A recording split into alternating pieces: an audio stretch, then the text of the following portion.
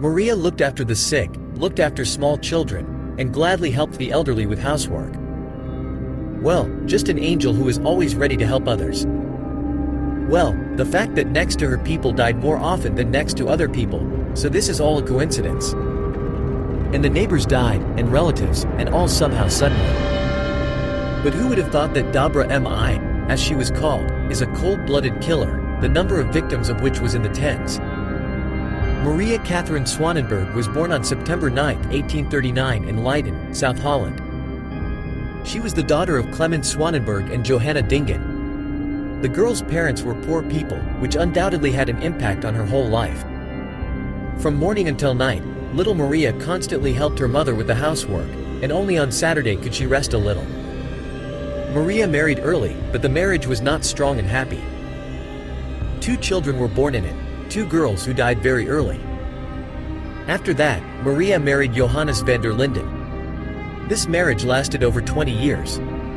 Married to Maria and Johannes, 4 more daughters and 2 sons were born. 6 out of 9 children died at an early age. In the Leiden workers' quarters of the late 19th century, life was based on the principles of solidarity and helping each other. Neighbors always supported each other, look after the children, cook food for the elderly, clean their houses. All this was completely normal, especially since many women worked in those years, and no one canceled their children and husband. Maria Swanenberg worked as a part-time laundress, and at the same time she never refused to help anyone who turned to her. For her services, Good Mi took a nominal fee, which suited everyone. But over time, Maria decided that it would be nice to improve her financial situation. In those days, the Netherlands had a special system of ritual insurance. Anyone could insure a relative, acquaintance, and indeed any person without notifying him about it. And after his death, the insured received a certain amount that was intended for the funeral, but no one controlled how the money was used. In various agencies, Good Mi insured dozens of people, informing officials that the people she indicated were simply not able to provide themselves with a decent funeral. Yes, no one really asked her. The most important thing is that the contributions were paid on time. Maria could not afford expensive insurance and managed to avoid large expenses. Yes, and clients somehow quickly and suddenly died. Maria received insurance, small amounts, by the way. But she had another goal, to receive an inheritance, because many of those whom she helped were her relatives.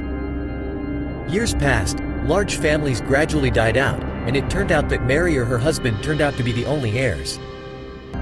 Mary's first victim was her own mother, whom she poisoned in 1880. Following her mother, Good Mi killed her father. Behind them, father-in-law, nephews, nieces, cousins, and second cousins went to the next world.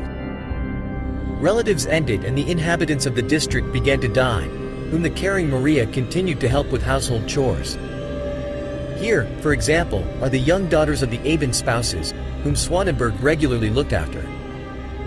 On November 23, 1883, the eldest Katerina suddenly died, on which the maniac earned 104 guilders. On December 1, Maria poisoned her younger sister, 5-year-old Susanna, by mixing poison into her milk.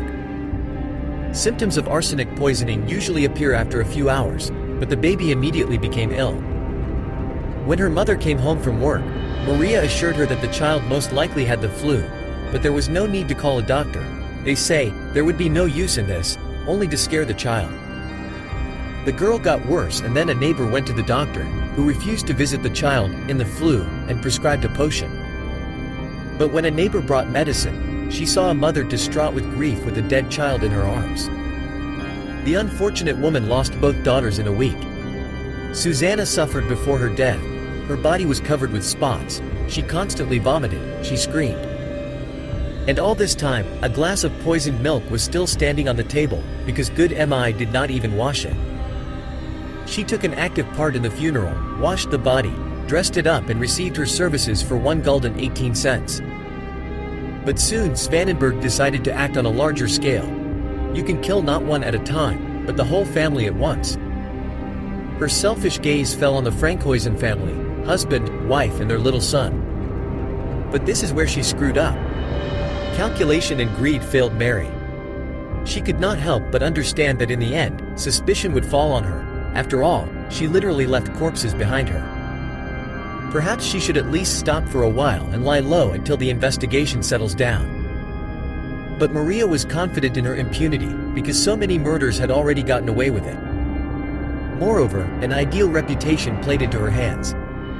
On December 8, 1883, the Frankhuysens went shopping, and Maria went to their house, apparently planning to put arsenic in their milk or water. There she saw a vat of hot porridge, where she poured poison. She hurried downstairs and assumed that the neighbor from the first floor could hear her and, in order to lull her vigilance, loudly called the Frankhuysens, as if she had just entered and, as if nothing had happened, greeted her neighbor. But she later stated in court that the sound of shoes on the stairs was distinct. On Monday, Good Mi busied herself around the sick family and even went to the doctor.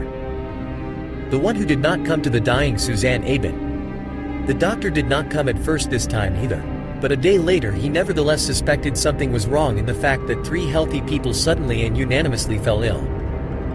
The child and mother were already dead, and the father of the family was taken to the hospital, where he managed to talk about porridge with a strange taste before his death. Doctors suspected arsenic and their suspicions were confirmed at the autopsy. On April 23, 1885, the trial of Maria Swanenberg began. She was accused of poisoning at least 102 people, 27 of whom died between 1880 and 1883. More than 90 cases of suspicious deaths have been investigated. Maria Good Mi Swanenberg was found guilty of the murders and sentenced to life in prison. The mental abilities of the defendant were checked by 2 medical experts. They accused Swanenberg of a high degree of callousness, but all physical and mental studies gave the right to say that Maria was in full control of her mental abilities and was aware of what she was doing. Maria died on April 11, 1915 in Gorinchen. The Swanenberg case received great interest not only in her homeland, but also abroad, and is still considered one of the most notorious in criminal history. This concludes our video. Thank you for watching. See you.